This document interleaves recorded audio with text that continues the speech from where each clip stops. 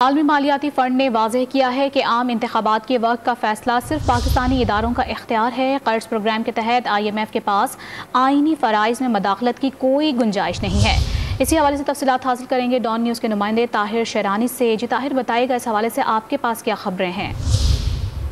دیکھیں، گزشتہ روز election commission of Pakistan کی جانب سے رواں سال 30 اپریل کو شیڈول پنجاب کے صوبائی انتخابات منسوخ کرنے کے بعد IMF کی جانب سے بھی بیان اب سامنے آ گیا ہے۔ پاکستان کے لیے IMF کی نمائندہ استر پریز نے ڈان نیوز کو بتایا ہے کہ عام اور صوبائی انتخابات کس وقت پر ہونے چاہیے، ان فیصلوں کا جو واحد اختیار ہے وہ پاکستانی اداروں کا ہے۔ IMF کے قرض پروگرام کے تحت پاکستان کی آئینی ذمہ داری میں مداخلت کی کوئی شرط نہیں ہے IMF کی جانب سے۔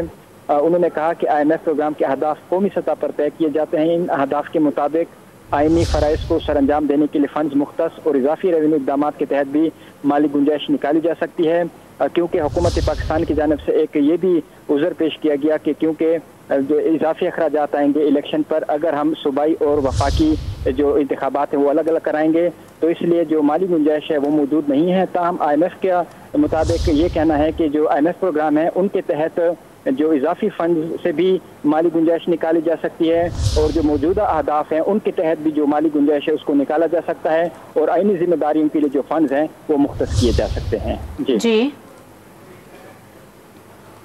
ٹھیک، تو IMF کا کہنا ہے کہ پاکستان کے آئینی فرائض میں مداخلت کی کوئی گنجائش نہیں۔ تفصیلات بتا رہے تھے طاہر شیرانی، شکریہ آپ کا۔